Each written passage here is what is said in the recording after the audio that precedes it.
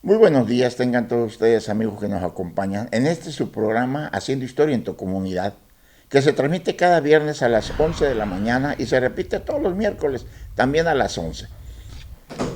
Nos encontramos transmitiendo en este su canal de televisión, Mega Canal, desde la ciudad de Los Mochis, donde las palmeras alcanzan el cielo y se mecen borrachas de sol.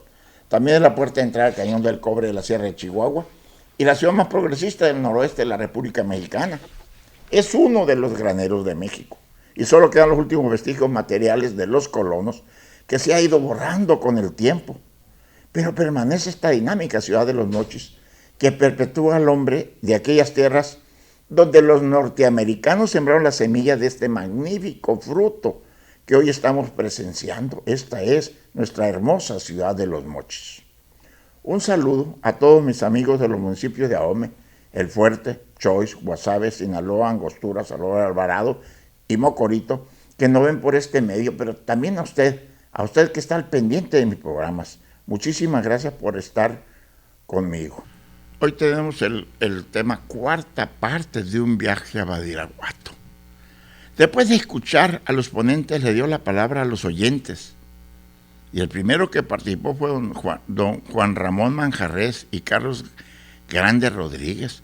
Los dos felicitaron a la mesa y comentaron que sería muy bueno que el pueblo de Badiraguato se le pusiera Badiraguato de Olea por las grandes cosas que él realizó. Oscar Lara Salazar, cronista adjunto de Badiraguato y hoy presidente municipal interino, les contesta que se encuentra el cabildo en su totalidad y lo llevará a una sesión antes de terminar su periodo. Y la verdad, en los meses que fue el presidente realizó mucho más que varios presidentes en todo su periodo. Participó Luis Antonio García Sepúlveda, cronista adjunto de Culiacán, comentando que dónde quedó la biblioteca, ya que él donó varios libros de la historia de Sinaloa. Manuel Acosta Román les preguntó quién tiene o a quién le quedó la biblioteca, don Héctor Rosendo Lea. Le contestaron que no saben, que van a investigar. Y nadie supo, nadie sabe nada. ¿Dónde quedaría? Apenas los demás saben.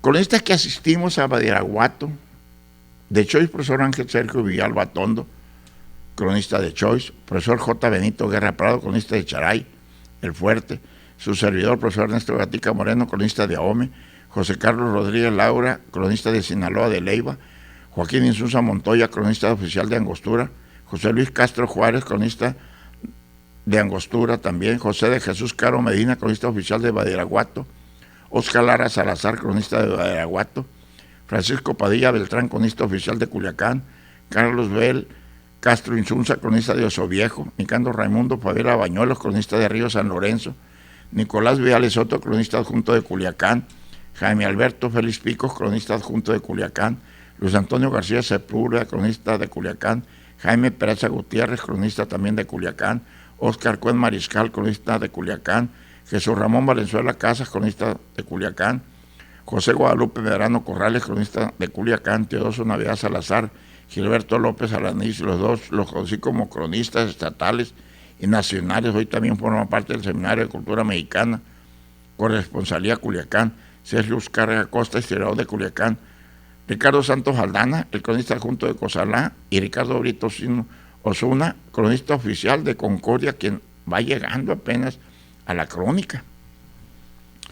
Continuando con Víctor A. Miguel Valadez, en La Voz del Norte, escribió: el municipio de Badiraguato ha sido la cuna de hombres muy valiosos, cuyos nombres han quedado grabados indeblemente en la historia del solar sinaloense. Personajes de la talla de don Fernando Cuen, 1890-1953, nacido justamente en la cabecera municipal, general constitucionalista, abogado y diplomático en Argentina y excelente articulista y escritor. Don José de Jesús María Uriarte Pérez, obispo de la diócesis de Sinaloa, 1825-1887, de tan ilustre memoria para los pobladores de Batopito, Badiraguato, de donde es oriundo. Y claro, ¿por qué no? También el hombre más ilustre de todos, don Héctor Rosendo Lea, inmenso historiador sinaloense, cuya gran obra ha venido a enriquecer el conocimiento de nuestro pasado con la agilidad de su pluma y el manantial inagotable de su pensamiento. Hijo de don Rosendo Olea, originario de Alicama, y doña Cruz Castaños de Aguaruto, El pequeño Héctor Rosendo Lea miró la luz por vez primera en Badiraguato, como que en alguna ocasión lo explicara. En ese día miércoles a las 4:30 de la madrugada, un 20 del mes octavo de agosto de 1909, en esa aldea Huele, escondido en las situaciones de la sierra de Cariatapa. Y ahí debe existir, decían, el sitio donde la autora de Mis días me tiró de patitas al mundo de las primeras luces, en donde desayuné en agosto. Pues según me cuentan, el amanecer estaba iluminado todavía por la cauda del cometa Halley. En Culiacán, en la escuela del Liceo Benito, localizada en la antigua calle Libertad frente al edificio que albergaba la tétrica penitenciaría del Estado y que ahora es un recinto cultural, don Héctor aprendió sus primeras letras y cursaría la educación elemental. Sus estudios secundarios realizó en el Liberal Colegio Civil Rosales, teniendo que trasladarse a la Ciudad de México a inscribirse en la Escuela Nacional Preparatoria de San Ildefonso para recibir las enseñanzas positivistas y implementar en su programa, continuando de 5 años, don Gabino Barreda. En 1926, año de la muerte del general Ángel Flores, ingresó a la Casa Rosalina para comenzar sus estudios profesionales. Desde la edad de 20 años, el joven Héctor Rosendo Lea comenzaba a dar muestras de un carácter inquieto, manifestando sus ideas políticas al participar en la rebelión escoberista, cuya naturaleza renovadora enfrentaba en los primeros días del mes de marzo de 1929 a la administración del presidente provincial de la República Mexicana, don Emilio Portes Gil. A la cabeza de ese movimiento estaba el general de división José González Escobar. La rebelde juventud de don Héctor le contrapone al general Macario Gagiola, gobernador de Sinaloa, incorporándose al movimiento de rechazo al autoritarismo imperante en el Colegio Civil Rosales. A todas luces, es evidente en Héctor Rosendo Lea una tendencia política que exige cambios en las elecciones de la nación, por aquel entonces bajo la mano férrea del general Plutarco Elías Calles. Desvanecido el vendaval de la rebelión escoberista, don Héctor Rosendo Lea se ve inmerso en un movimiento estudiantil renovador. A fines de los años 20 participa con un grupo reducido de intelectuales, llegando a la dirección de un periódico titulado Cerebro, cargo que desempeñaba con entusiasmo y en el que da rienda suelta a sus manifestaciones periodísticas, las cuales adquiere su madurez con el tiempo. Como muchos coberistas, Héctor Rosendo Lea se acogió a la amnistía decretada en 1930 al intentar continuar sus estudios en Culiacán. En virtud de sus ideas políticas, topó con la prepotencia del gobernador Macario Gagiola, quien no miraba con buenos ojos la presencia del joven periodista. Por esas fechas, Olea, junto con Enrique el Guacho Félix, Roberto Macías Fernández, José Francisco Chacho López y de Francisco el Huibiri López, originaron un mitin estudiantil para solicitar y exigir la autonomía del Colegio Civil Rosales. En esas manifestaciones públicas se lanzan varios epítetos a los diputados locales, tildándoseles de serviles ante las órdenes del gobernador Macario Gagiola. Esto le convino a que abandone la entidad, por lo que Héctor Rosendo Lea es orillado a un exilio forzado en el Distrito Federal. En esa ocasión concluía sus estudios preparatorios e ingresa a la Escuela Nacional de Jurisprudencia de la Universidad Nacional de México. En la larga estancia en que Lea tuvo que pasarse de la Ciudad de México, habría de forjar el historiador que tanto ha dado a Sinaloa.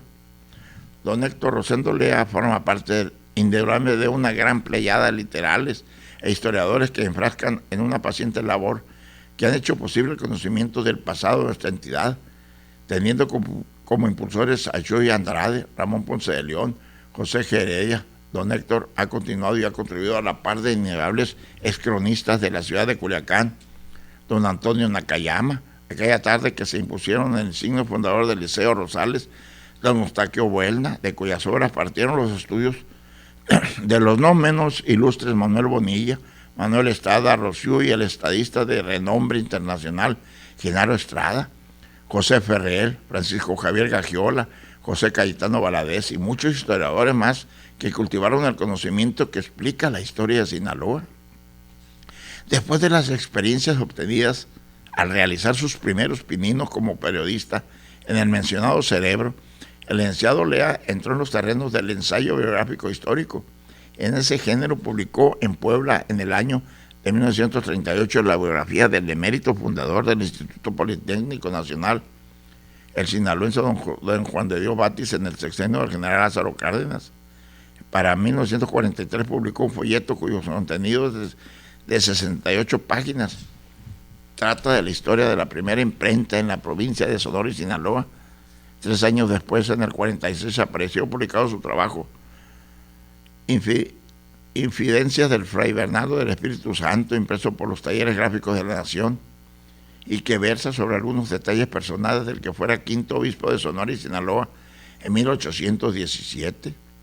En el año del 49, nuestro prolífero historiador verá cumplido uno de los más caros anhelos de quien ha elegido dedicarse a la vida de las letras, al editar la Universidad Nacional Autónoma de México, la UNAM, su tesis profesional, con la que culminaba sus estudios de jurisprudencia.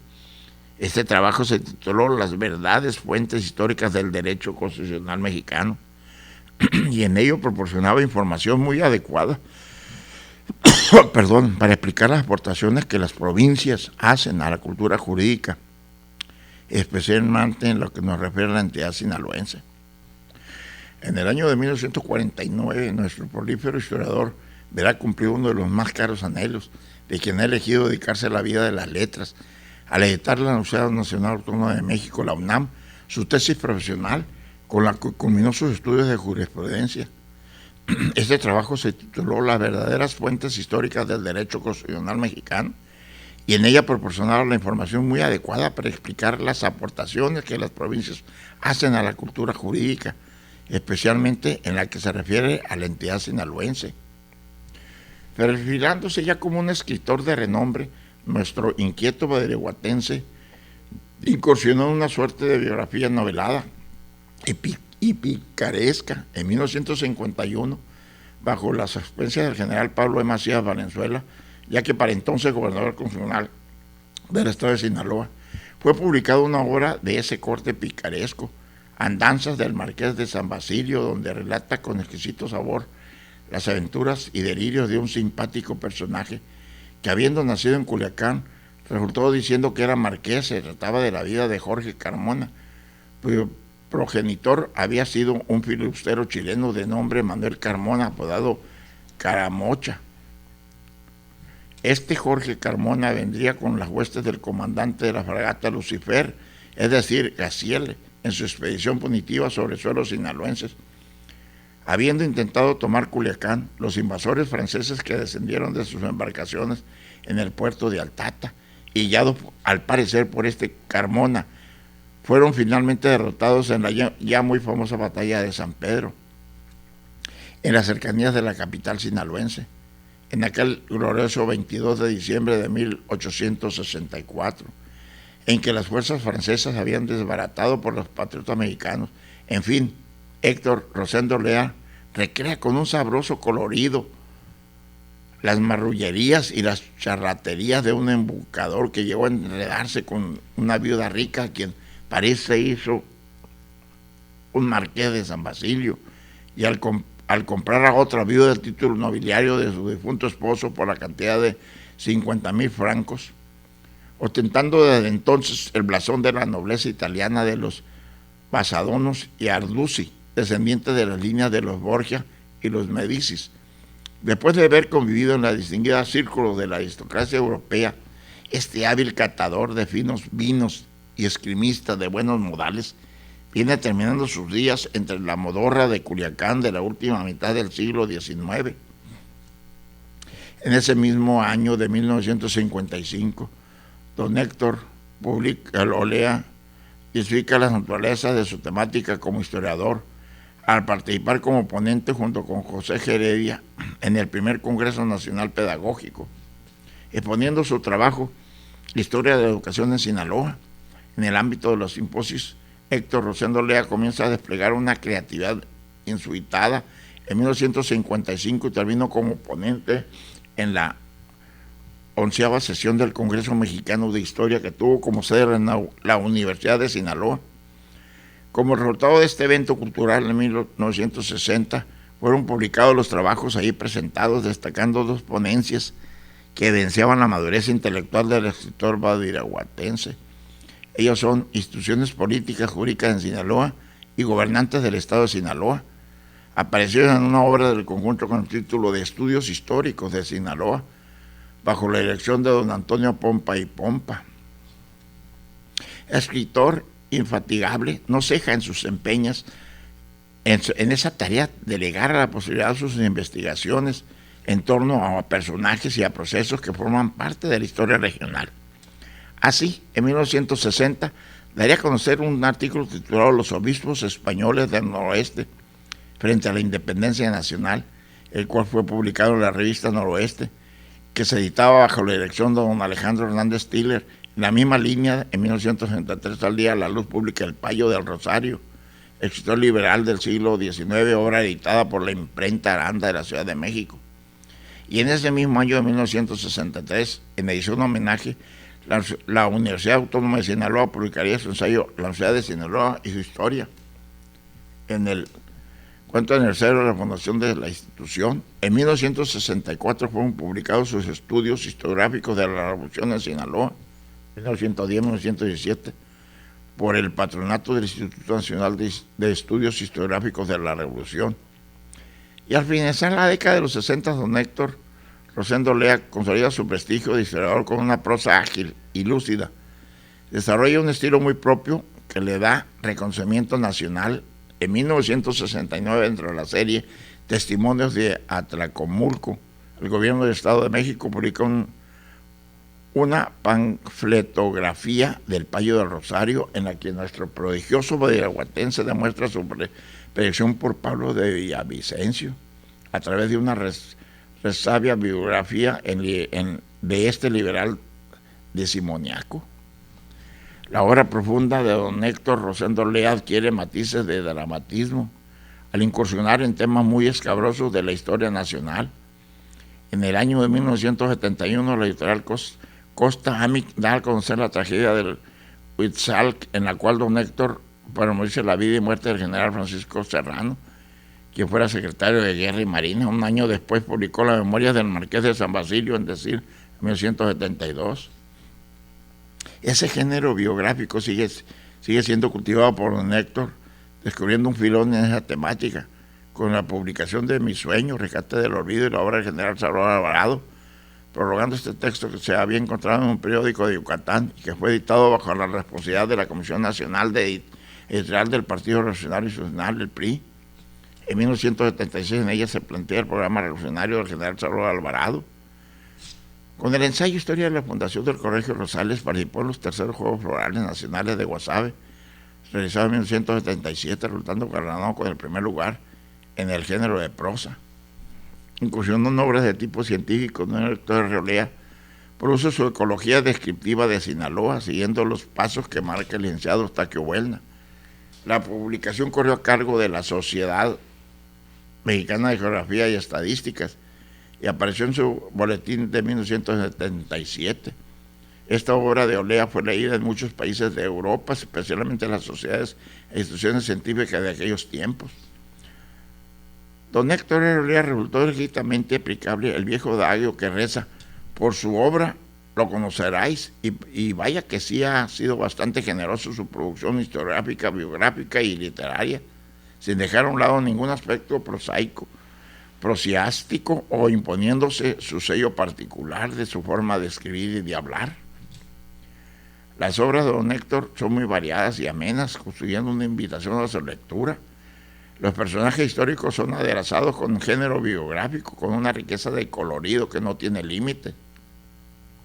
Toda una vida dedicada al diestro manejo de la pluma ha hecho posible una variada y rica producción literaria donde la historia ha sido el eje rector del discurso en las obras permanentes de don Héctor R. Olea, desde aquellos lejanos días en que designara el pequeño periódico estudiantil con el sugestivo nombre de Cerebro y luego fungiera como redactor del periódico La Prensa. Al transcribir de la existencia del señor Olea, se ha pasado entre el batallar de un pensamiento indómito, desarrollando su labor periodística, y en la exhaustiva pero placentera labor de crear el conocimiento histórico, partiendo de los testimonios buscados con la paciencia del gambusino y moldeados con la finura del orfebre. su interés por la vida y obra del personaje ilustre hicieron que don Héctor, un excelente biógrafo. Así tenemos una vasta obra de corte biográfico, por la cual es posible conocer aspectos muy importantes del pensamiento y acción de hombres y mujeres famosos en la historia de México. Pero ¿saben ustedes qué? Esta historia va a continuar en el próximo escrito. Muchísimas gracias por su atención. Nos vemos el próximo viernes.